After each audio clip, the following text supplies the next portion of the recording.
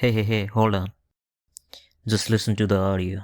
If you didn't like it, see the PDF in description and analyze it. Welcome to the deep dive. Today, we're really getting into something fascinating. We're unpacking the Rastriya Unnati Party, or RUP. We've got quite the stack of documents here: constitution, proposed laws, policy statements, the works. So our goal today is simple, really. Cut through the noise. What does the RUP actually stand for? What problems do they see?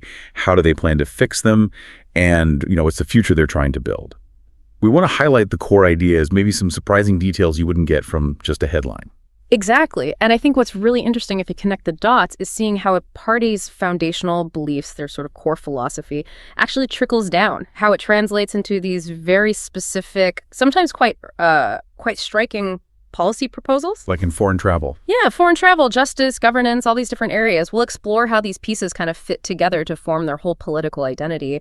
Okay, sounds good. Let's unpack this then. We'll start with their foundational goals, yeah. Then we'll dive into some of those really distinctive policies and maybe finish up looking at how they plan to handle things like integrity and youth involvement. So first things first. The RUP's core identity. What's their mission statement? How do they describe themselves? Well, right in the preamble of their constitution, they're pretty explicit. Their purpose is to end, and I'm quoting here, Nepal's chronic political instability, economic stagnation, and societal fragmentation. Strong words.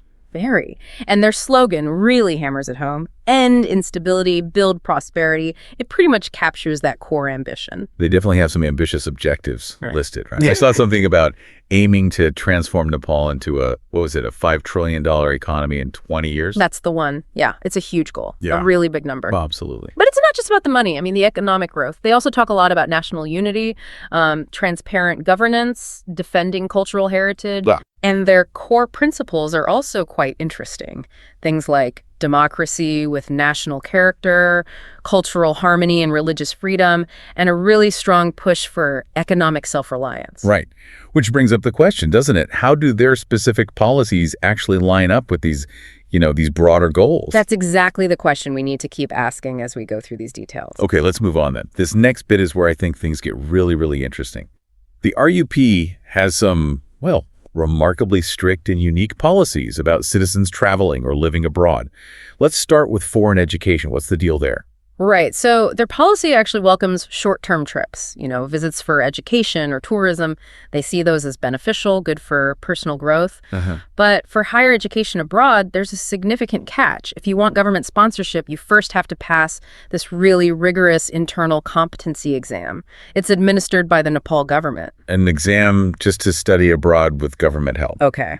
And I imagine that sponsorship comes with some serious strings attached. Oh, absolutely. Big strings. Sponsored students are required to return to Nepal right after finishing their studies. Mandated return. Yes. The idea is they need to contribute to national development. And to sort of incentivize this, their families back home get free health insurance while they're studying. Right. And the student themselves gets a guaranteed job offer when they return, either in the public sector or with partner industries. Guaranteed job. That's quite something. But what if someone, decides not to return? What happens then? That's where the penalties kick in, I assume. Exactly. If a sponsored student fails to return and they don't have a really good verifiable reason, their Nepalese passport gets seized. Seized? Wow. Seized. And they're placed on the Interpol Red Corner notice, essentially flagged globally as someone wanted for evading their return obligation to Nepal. It really highlights how strongly they feel about keeping talent within the country. And it isn't just students, is it? They seem to have strong views on Nepalists working abroad, too, and even just regular tourism. That's right. The RUP actively discourages labor migration. They say they want to create competitive wages and good jobs within Nepal instead. So bring people back. Pretty much. They even plan programs to incentivize current migrants to return, offering skills development and job placements, and for just general travel, tourism, visiting family, whatever citizens are required to return within 90 days. 90 days. That's quite a short leash for international travel. And you mentioned a penalty system if you overstay that. Yeah, a very specific one. They call it a strike system, logged on your passport record. First strike if you're 90 days overdue. Okay. Second strike at 240 days overdue. Third strike at 370 days. And after the third strike? If you failed to return by 400 days, unless there's a super serious verifiable reason, like, a pandemic, lockdown, or death, your passport is seized. And again, you end up on that Interpol red corner notice as someone evading return. So putting it all together, it sends a very, very clear message, doesn't it? It sounds like build Nepal's future, but do it inside Nepal. Precisely. It signals this deep belief that national development needs to be, self-contained. By limiting people leaving and demanding talent returns, they seem to be aiming for a very strong, maybe even insular sense of national purpose, making sure all effort feeds back directly into Nepal. It's certainly a distinctive approach to globalization and talent flow. Very much so. It prioritizes national cohesion and self-reliance above almost everything else in that sphere. Okay, let's shift gears a bit to something equally, if not more, striking. Their proposed blood-for-blood law. That name alone certainly grabs your attention. It does, and the law itself is framed around this idea that certain crimes are so heinous they violate not just the body but the soul of humanity. That's the kind of language they use. And what crimes does it target specifically? It focuses on rape any kind. They specify gang rape, rape leading to suicide, death, or disability. It also acts like genocide, ethnic cleansing, or mass killings. Really extreme violation. And the punishment. I understand it's completely unequivocal. Absolutely uncompromising. The proposal states that anyone found guilty of these specific crimes, regardless of age, gender, religion, background, anything, will be sentenced to death by public hanging. Public hang. Public hanging, and explicitly, without the option of life imprisonment or pardon. Wow. They really emphasize no exceptions, don't they? They do. The documents explicitly state no age-based exceptions, either for the victim or the person convicted. No chance of a presidential pardon. No possibility of diplomatic intervention to stop it. And no early release for any reason, legal or medical. It's absolute. That level of severity, especially public hanging with zero exceptions, it's quite rare today, isn't it? Extremely rare in most modern legal systems. It really underscores a commitment to what they see as, I suppose, absolute justice and deterrence for these specific acts. It reflects a very particular, very harsh philosophical stance on retribution. Beyond just the punishment, though, I saw they also emphasize speed and support for survivors. Yes, that's an important part of it, too. Trials for these crimes must be wrapped up within 60 days. Any appeals have to be decided within 30 days. Speedy. Very speedy. And victims, or survivors, are designated as national protectors of dignity. They're guaranteed security, anonymity if they want it, full medical and psychological care, and state support for their families. And there's something about a sex offender registry, too, even for cases not covered by this specific law. That's right. All convicted rapists, even if not sentenced under the blood-for-blood provisions, would be publicly listed on a national registry. Publicly listed? Yes, and they'd be banned for life from public service jobs, working in education, or in security forces. Plus, they'd be tracked for life. Aye. So it's not just about punishment, it's also very much about public awareness and, frankly, ongoing control and social exclusion.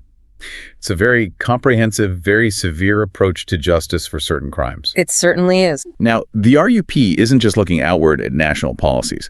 They also have some really detailed ideas about how their own party and maybe the whole political system should run, particularly around integrity and who gets to be in charge. Yes, their proposed Party Integrity and Ethics Act for their own candidates is quite something. It's incredibly rigorous. How so?